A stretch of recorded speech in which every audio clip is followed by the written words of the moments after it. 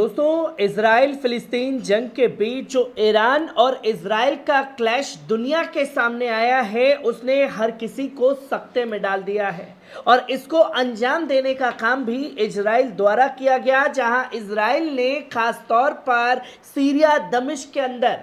ईरानी दूतावास पर हमला किया, जहां ईरान के टॉप कमांडर को शहीद कर दिया गया और 16 लोगों को शहीद करने का काम किया गया अपने इस आतंकी हमले से। जहां इजराइल ने सपने में भी नहीं सोचा होगा कि इस तरीके से उसकी घेराबंदी होगी कि अमेरिका और ब्रिटेन जैसे देश भी उसका साथ छोड़ देंगे। और इसकी जीती जागती तस्वीरें लोगों के सामने आने लगी हैं, जो ये कहते हुए नहीं थक रहे कि ये सिर्फ ईरान की गीदड़ भपकियां हैं, ईरान कुछ करने नहीं वाला, ईरान की वजह से ही आज मजलूम फिलिस्तीनियों का ये हाल हुआ है।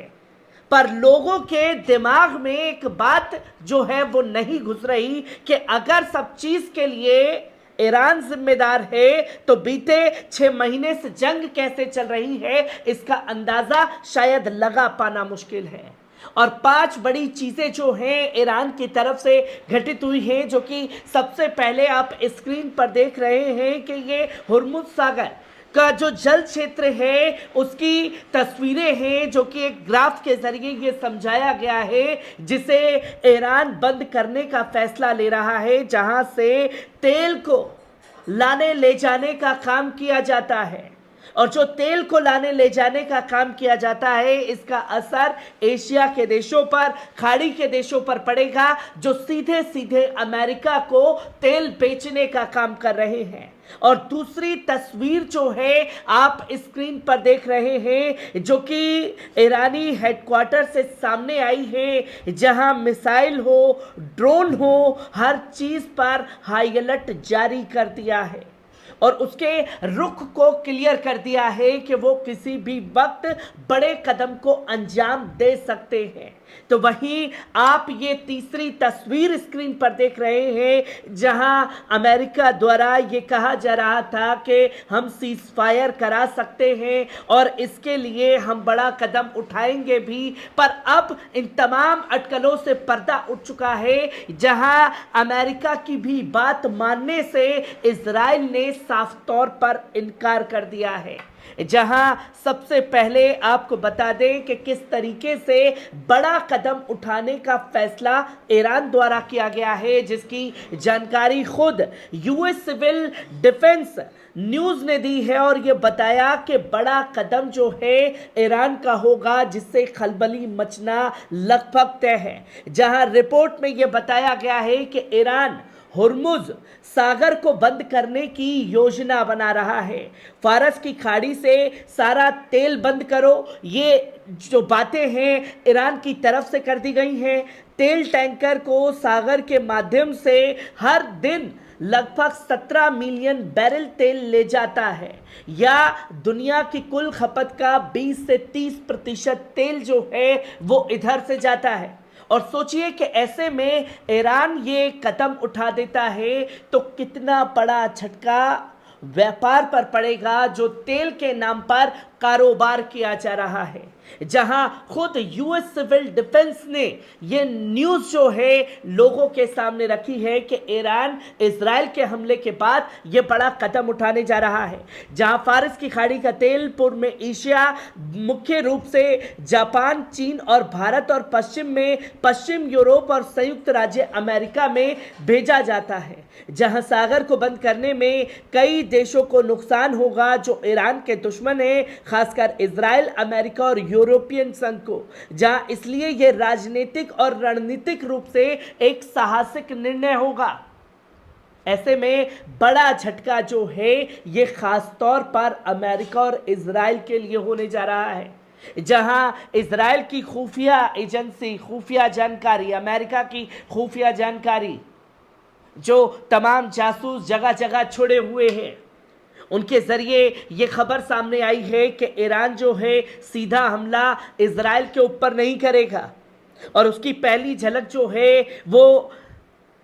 भूमध्य सागर को लेकर के जो तस्वीरें सामने आई, और ये हुर्मुज जो सागर है उसको लेकर के उसने जानकारी दे दी कि किस तरीके से कमर तोड़ने का काम ईरान कर सकता है, और इजराइल पर हमला डायरेक्ट नहीं, ये इराकी रेजिस्टेंस की तरफ से, हिजबुल्लाह की तरफ से, यमन की तरफ से ये बड़े हमले होंगे,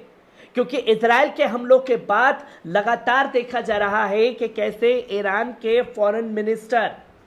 वो सीरिया का दौरा कर रहे हैं, वो इराक का दौरा कर रहे हैं, वो यमन का दौरा कर रहे हैं, वो लेबनान का दौरा कर रहे हैं, और इसके बाद ओमान, सऊदी अरब, कतर, कुवैत और इन तमाम देशों का दौरा जो है वो करते हुए दिखाई दे रहे हैं,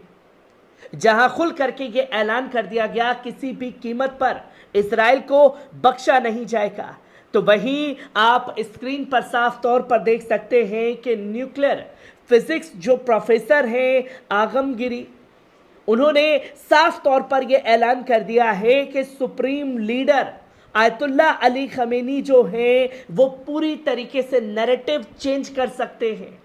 और उन्होंने ये साफ तौर पर कहा कि न्यूक्लियर वेपन्स जो हैं वो पूरी टेक्नोलॉजी के साथ तैयार है, पर फैसला अब खास तौर पर आयतुल्लाह अली खमेनी साहब को करना है, जिनके फैसले के बाद इस जंग के दायरे जो हैं वो पूरी तरीके से बदल जाएंगे, जिसकी जानकारी सामने दी गई। क्योंकि आप स्क्रीन पर अब दूसरी तस्वीर देख रहे हैं जहां साफ तौर पर ईरान ऑफिसर्स ने कोई रिस्पॉन्स जो है अमेरिका की उस बात पर नहीं किया, जहां अमेरिका ये चाह रहा था कि इजराइल के ऊपर ईरान जो है डायरेक्ट हमले ना करे, पर डायरेक्ट हमलों को लेकर के ये साफ तौर पर कहा गया कि हम गाजा के अंदर परमानेंट सीजफायर करा देंगे, जिसको इजराइल ने मानने से इनकार कर दिया और इस डील को सिरे से खारिज कर दिया कि कोई ऐसी डील की बातें जो हैं हमसे नहीं की गई। और ये आप साफ तौर पर देख सकते हैं कि ईरान को रोकने के लिए क्या क्या कदम जो है नहीं उठाए जा रहे, जहां साफ तौर पर यह कहा जा रहा है कि no deal reported, approval, war is still pending. War को रोकने के लिए कोई ठोस कदम जो है वो ये नहीं उठाया जा रहा, जिसकी जानकारी लोगों के सामने दी गई है, और ये कहीं ना कहीं दिखाता है कि ईरान